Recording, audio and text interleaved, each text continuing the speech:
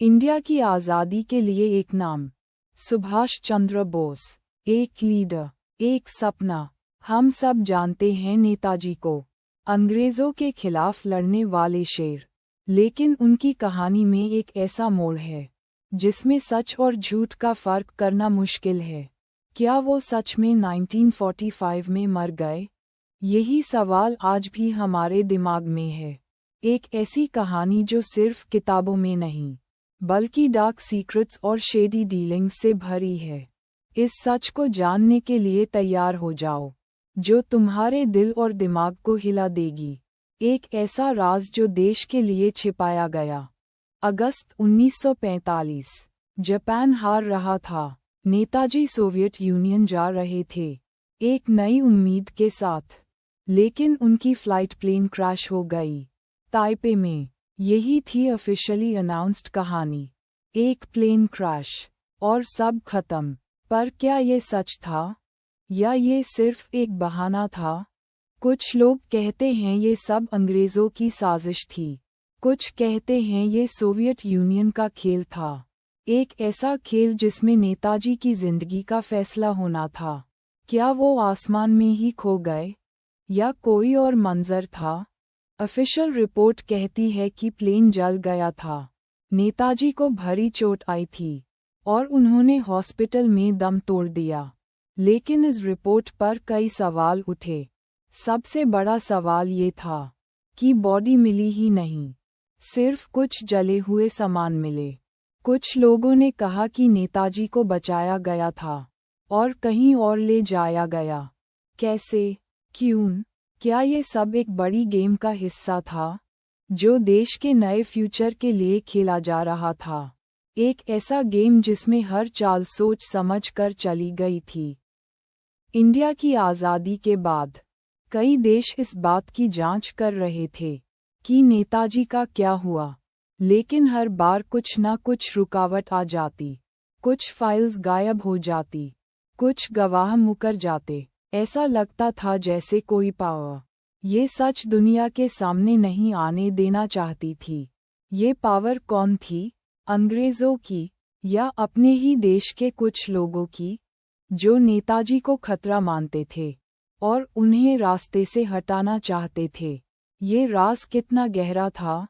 नेताजी के कई सपोर्टर्स ने अपनी जांच शुरू की। उन्हें अलग अलग जगह से इशारे मिल रहे थे।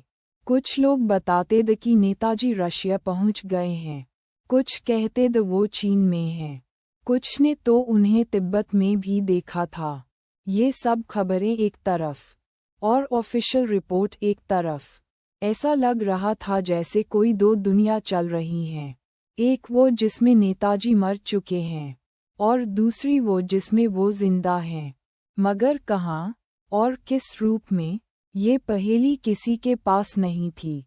कुछ रिपोर्ट्स ये भी कहती हैं कि नेताजी को पकड़ लिया गया था, किसी गुप्त जगह पर रखा गया था, उन पर जुल्म किया गया, उन्हें तोड़ने की कोशिश की गई, क्योंकि वो अंग्रेज़ों के लिए एक बड़ा खतरा थे और आज़ादी के बाद भी वो एक मजबूत फिगर बन सकते थे, जो शायद नई सरकार को पसंद ना हो।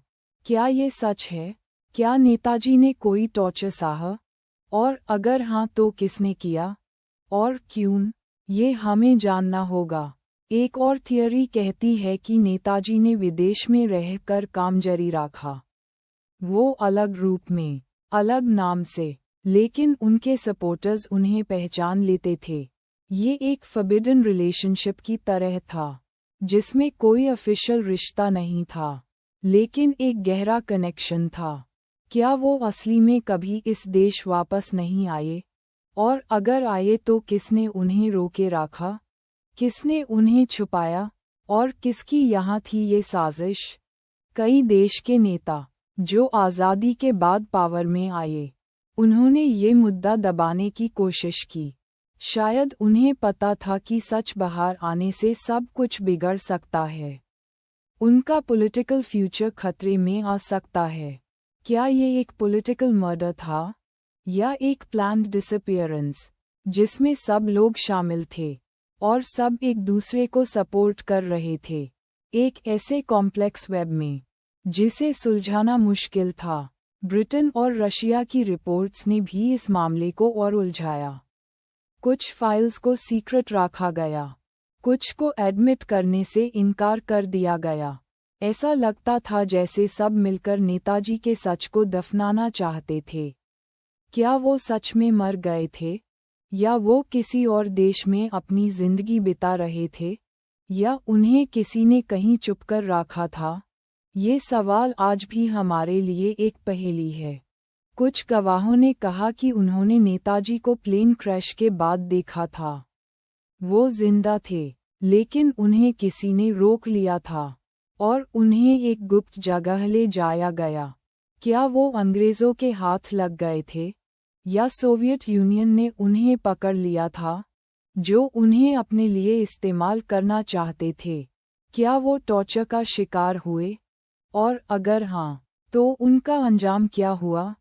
कुछ लेटर्स और टेलीग्राम्स माइल जो नेताजी के बारे में थे, लेकिन वो कब लिखे गए थे और किसने लिखे थे, ये कन्फर्म नहीं हो पाया।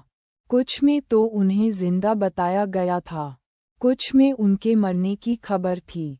ये सब इन्फॉर्मेशन एक दूसरे को कॉन्ट्रडिक्ट कर रही थी, जैसे कोई जानबूझकर हमें गलत डायरेक्शन में भेजे रहा था। कई कमीशन बने, कई जांच हुई, लेकिन कोई भी एक निश्चित नतीजे पर नहीं पहुंच पाया। हर बार कुछ ना कुछ अड़चन आ ही जाती। क्या ये सब सरकारों की तरफ से एक प्ले था, ताकि सच कभी बाहर ना आए, ताकि वो अपने राज हमेशा के लिए छिपा सकें? हमारा देश आज भी इस सवाल का जवाब ढूंढ रहा है। अगर नेताजी जिंदा थे, तो वो कहाँ थे? उन्हें किसने छुपाया, और क्यों? क्या वो देश की आज़ादी के लिए लड़ रहे थे, या वो किसी और की गेम खेल रहे थे? ये सब सवाल हमें और गहरे सोचने पर मजबूर करते हैं। एक ऐसी सोच जो सिर्फ फैक्ट्स पर नहीं, बल्कि पॉसिबिलिटीज और सस्पिशंस पर भी निर्भर करती है। ये कहानी सिर्फ एक प्लेन क्रैश की नहीं, ये है पावर स्ट्रगल की, ये है बिट्रेयल्स की, ये है डार्क सीक्रेट्स की, जो रूलर्स हमेशा छिपाते हैं। नेताजी का सच आज भी एक पहेली है, एक ऐसी पहेली जिसे सुलझाने की कोशिश में हमारी आंखें खुलती जाती हैं, और हमें और भी ज़्यादा सवाल मिलते हैं। क्या हम सच के करीब हैं, या और दूर जा रहे हैं? जो भी हो, नेताजी का नाम अमर है, लेकिन उनकी कहानी का ये अधूरा हिस्सा हमें हमेशा सोचने पर मजबूर करेगा। क्या वो सच में 1945 में मर गए, या उनकी कहानी कुछ और है? एक ऐसी कहानी जिसमें हमें और भी बहुत कुछ जानना है और समझना है। सब्सक्राइब करो रवानीमेशन को, रोज एक नई हिस्ट्री।